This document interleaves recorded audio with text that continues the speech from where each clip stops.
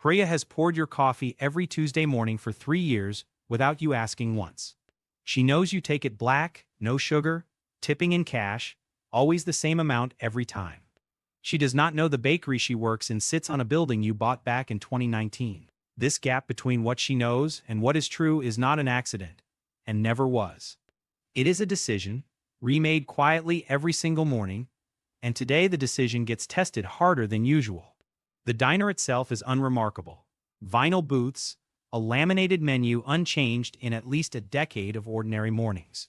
You started coming here the year you moved into the building 2 blocks away, back when neither purchase felt significant. It is 7:40 on a Tuesday, and your phone buzzes once on the counter beside your cup. The name on the screen is Sam, a friend you have known since you were both 11 years old. You do not answer yet. You already know roughly what the call is going to be about. Sam's landscaping business has been bleeding money for 4 months, and you have watched it happen quietly. 3 days ago, he mentioned a payment of $31,000 coming due this Friday, almost as a joke. You let the phone buzz twice more before you pick it up, because answering too fast gives something away. Sam's voice sounds thinner than usual, the specific thinness of someone who has rehearsed a sentence too many times. He asks if you have $31,000 to lend him, and promises to pay it back within a year. You tell him you will call back in an hour, which is true, though not the entire reason. To understand why this phone call feels complicated, go back 11 years to a Tuesday unlike this one. You were 26, working days as a warehouse inventory clerk, with $6,400 in a savings account. A coworker mentioned a storage unit auction happening the following weekend, advertised on a late-night television program. You went out of boredom more than ambition, the way people try things they assume will not matter. You lost the first 3 units you bid on, since everyone else knew the crowd better than you did. On the 4th unit, everyone stopped bidding at $360, and something told you to go to $385. Inside were 2 broken lawn chairs, a rusted bicycle, and a locked metal filing cabinet nobody had bothered to check. You broke the lock with a tire iron in the parking lot, mostly out of curiosity rather than any real plan. Inside the cabinet were 7 years of business records from a small commercial cleaning company, abandoned mid-contract, client lists, supply invoices, a simple pricing sheet, and a stack of handwritten schedules for a route someone once ran daily. You sat on the concrete floor of the storage unit for almost an hour, reading records not yet yours. Someone had built something small, boring, and functional, and had simply walked away from it without warning anyone.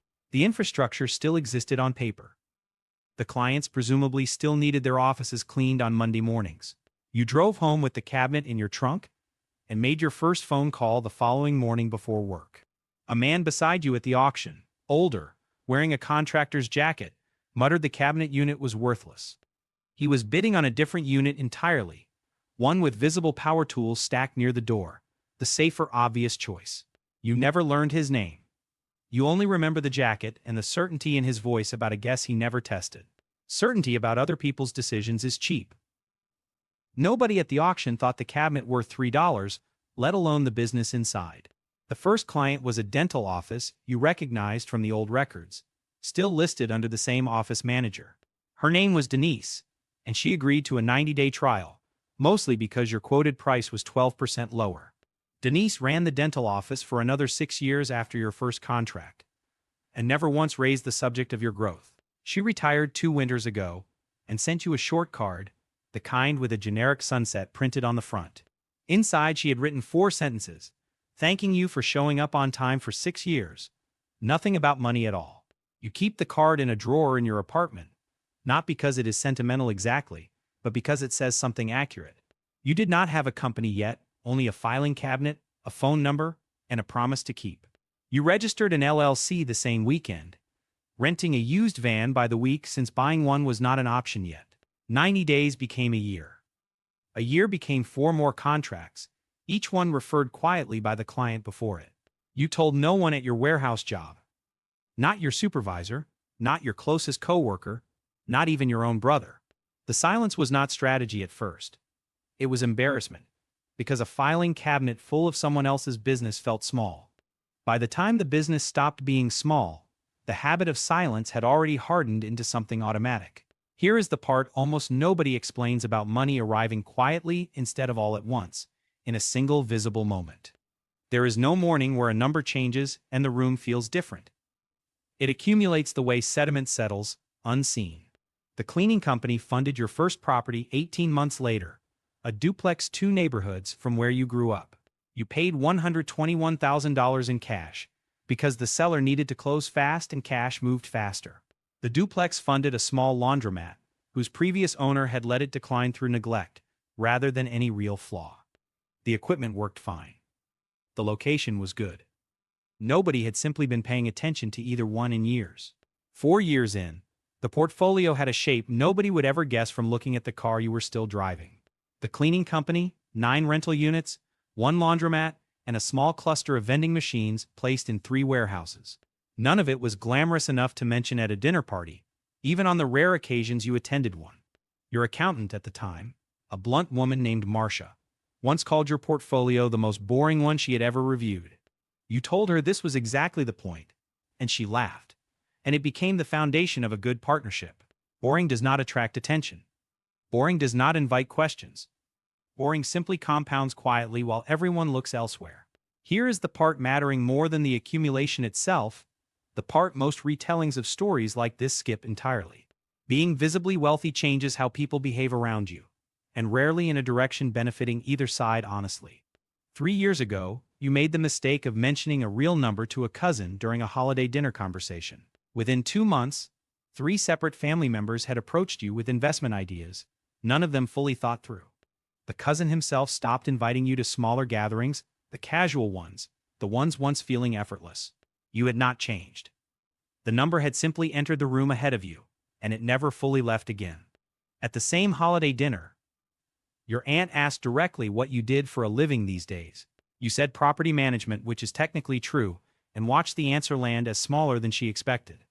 Smaller was exactly the goal. A precise, boring answer ends most conversations before they turn into something else. The cousin who later approached you with the investment idea had heard a different number from someone else at the table. Numbers travel through families faster than facts do, gathering interest and distortion at every stop along the way.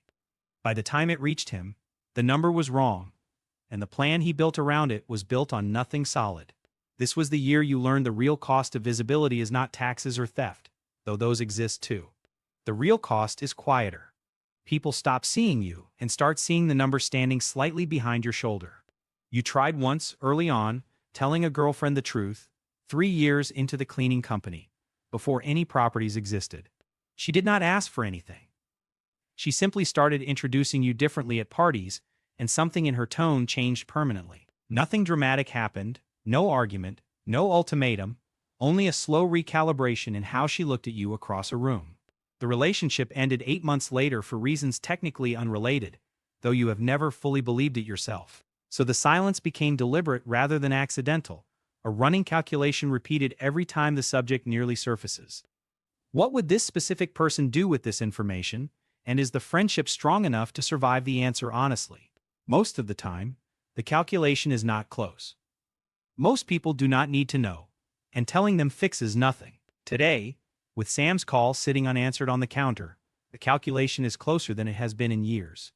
You drive to your 14th floor apartment instead of calling him back immediately, because you think better while moving. Your neighbor Walt, a Finnish carpenter who lives across the hall, is loading tools into his truck as you pass. Walt does not know you own 4 units in this building, including a smaller one he considered renting before yours. Last winter his water heater failed at 11 at night, and by 7 the next morning a plumber had already fixed it. Walt assumed the building manager handled it quickly for once. You never corrected him, because correcting him serves no purpose. He left a bag of tomatoes from his garden outside your door the following week, which felt like an oddly fair trade. Walt mentioned once, in passing, how the building always seems to fix things faster than any place he lived before. You told him the management company must be unusually responsive, and he nodded, satisfied with an explanation not quite true. Inside your apartment, you sit at the kitchen table with a notebook, the same one you have used for 6 years. You write Sam's name at the top of a blank page, the same way you write every serious decision down first. The honest options are limited. Give him the money outright, and risk the number becoming the story between you. Refuse entirely, and lose a friendship starting when you were both too young to know what money even was. There is a third option, quieter than either. The kind of option 12 years of boring businesses has taught you exists. Sam's landscaping company has 3 commercial contracts. What it does not have is anyone managing invoicing or collections properly. You call him back, not with an offer of cash, but with an offer of a contractor, a woman named Renata. Renata has managed receivables for 2 of your own boring businesses for 6 years, and does it better than anyone you know. You tell Sam you know someone who fixes exactly the kind of cash flow problem he is describing, and you make the introduction. You do not mention being the reason Renata has 3 open hours a week, or quietly paying for the first month yourself. Sam thanks you for the referral, relieved in a way having nothing to do with money directly changing hands. He never asks why an old friend happens to know a receivables specialist this well, and you never offer it. This is the actual shape of help costing you nothing in the friendship, and it took 11 years to learn. Visible generosity creates debt between people. Invisible generosity, structured well, simply removes an obstacle and leaves the friendship intact. Renata calls you the same evening, not to thank you, but to confirm the scope of what Sam needs fixed. You give her 3 sentences of context and nothing else, the same way you have briefed her on 11 other accounts. She does not ask why this particular referral matters more to you than the usual businesses she takes on for a fee. Renata has worked with you long enough to know some questions sit outside the arrangement, and she respects the line. By Thursday afternoon, Sam texts you a photo of an invoice finally marked paid, 3 words underneath it, all fixed somehow. You reply with a single word, good, and nothing else, because anything longer starts to look like it is asking for credit. The $31,000 payment clears on Friday morning, without a single dollar of it ever touching your own account directly. Renata's fee for the month came out of a business account you control, filed under a line item nobody will ever question. A week after the storage auction, you went back to the facility, curious whether anyone else had noticed what you had. Nobody had. The manager barely remembered the unit, and the man in the contractor jacket was nowhere in sight. This became a small private rule you have followed ever since, whether it was units, duplexes, laundromats, or a fading car wash. The good ones are rarely hidden. They simply sit in plain sight, waiting for someone bored enough to look closely. Your brother eventually moved into management at the facility's job, and now runs a team of 11 people across 2 buildings. He mentions, occasionally, how the industry has been kind to him, crediting nothing but timing and his own steady work. You have never corrected this version of events, because in the ways mattering most, it happens to be entirely true. The phone call only opened 1 door. He walked through every room behind it entirely on his own, for 8 straight years. Denise's replacement at your accounting firm is a younger man named Theo, meticulous in a way reminding you faintly of her. He asked, during his first month, why so many of your holdings were structured to minimize visibility rather than maximize headline value. You told him it was a preference. He nodded, the way any new employee nods at a policy not yet earned.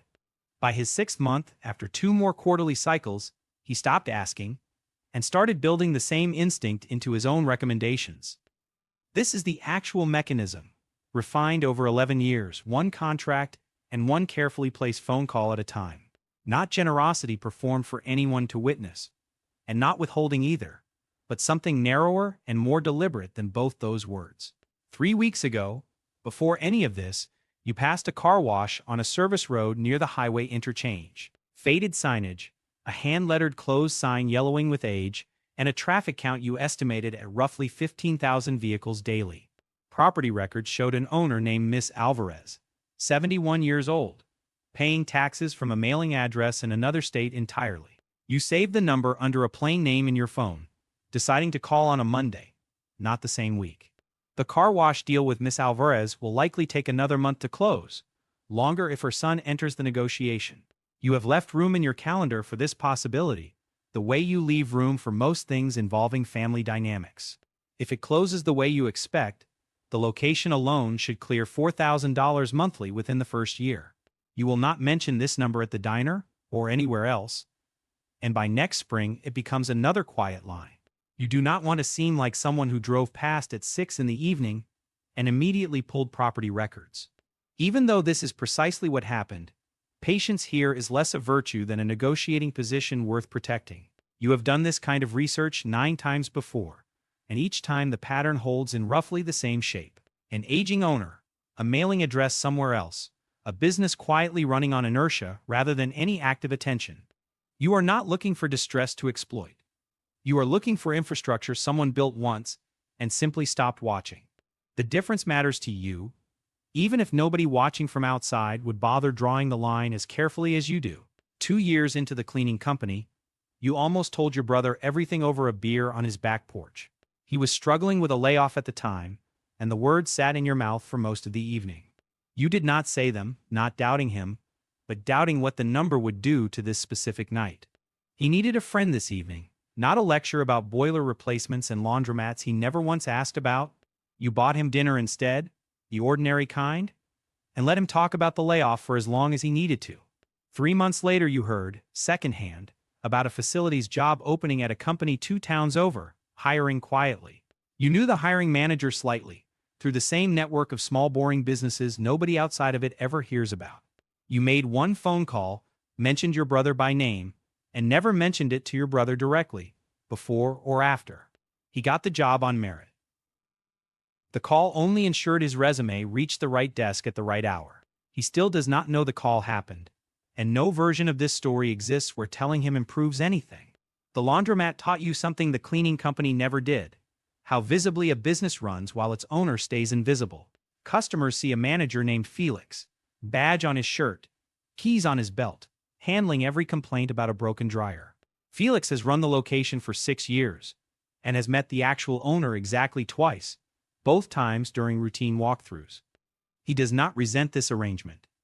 He is paid well, trusted completely, and never once questioned why ownership stays this quiet. The vending machine business came almost by accident, a conversation with a warehouse manager who mentioned a supplier retiring. 12 machines, 3 warehouses, restocked weekly by a route driver named Oscar, who you have met in person exactly once. Oscar assumes the business belongs to a small local company with a few employees, which is technically not inaccurate at all. The company has exactly 1 employee who touches money decisions, and he is currently standing in a hardware store aisle most Tuesdays. By the time the storage facility deal closed, you had stopped feeling the specific thrill each acquisition once produced reliably. 94 units, 91% occupied, managed by a regional operator who sends a report every month you barely read anymore. This is not boredom exactly. It is closer to the quiet a room gets once a long-running argument finally, permanently settles. The version of you at the storage auction 11 years ago would not believe how ordinary this eventually starts to feel. Your current total asset value crossed $42 million on a Tuesday afternoon in March, during an otherwise ordinary week. You were standing in a hardware store aisle at the time, comparing 2 nearly identical compression fittings for a leaking faucet. Your accountant Denise, the same one from the dental office years earlier, now handles a portfolio she once processed by hand. She sent the quarterly summary at 2 in the afternoon, the subject line as flat and boring as the number inside. You read it standing in the plumbing aisle, put both fittings back, and asked an employee which one you needed. He told you. You thanked him. You drove home and fixed the faucet yourself, and it took about 20 minutes total. There was no wave of triumph standing in the aisle, no cinematic moment matching the size of the number on screen. There was only the quiet, specific feeling of a long calculation finally resolving, followed by an ordinary Tuesday evening at home. The loneliness in all of this is real, and it deserves to be named honestly rather than dressed up as contentment. There are rooms in your life nobody gets to enter, not from coldness, but because you learned what happens when they do. Sam will never fully know why the referral arrived exactly when it did, or what it quietly cost you to arrange. Walt will never know why his water heater got fixed by 7 the next morning, faster than any lease technically requires. Priya will never know the ATM she uses when she forgets to visit the bank has generated income for years. She knows you are the Tuesday regular, black coffee, cash tip, always seems to be thinking about something specific and unnamed. She is not wrong about this part. You are almost always thinking about something specific, and today it was harder to hide. You open your notebook to the page with Miss Alvarez's name at the top and add 3 questions beneath it. You think, briefly, about what would happen if you told Priya the truth tomorrow morning, only to see her reaction. You picture the exact shift in her face The recalculation, the sudden careful politeness replacing 3 years of easy familiarity. You decide against it, the way you decide against it most mornings, and the decision costs less than it once did. Some things are worth protecting precisely because almost nobody else knows they need protecting in the first place. Priya mentions, refilling your cup a second time. Business at the bakery has been slow this month, rent creeping upward again. You listen, nodding, and say nothing about the lease, though you already know exactly what the landlord plans to do next quarter. This is the smallest version of the same calculation, repeated in miniature, over a cup of coffee costing less than your tip. Some rooms stay closed even over something this small, because the size of the secret was never the actual point of it. The city outside the window moves at its ordinary pace, unhurried and indifferent to any number sitting quietly inside it. You finish your coffee. Somewhere across the city, a landscaping business keeps running, a little steadier than it was this morning. Nobody in either of those buildings knows your name attached to a dollar figure, and by Wednesday, this will feel ordinary again. This is not the failure of the story. This was always the point of building it exactly this way.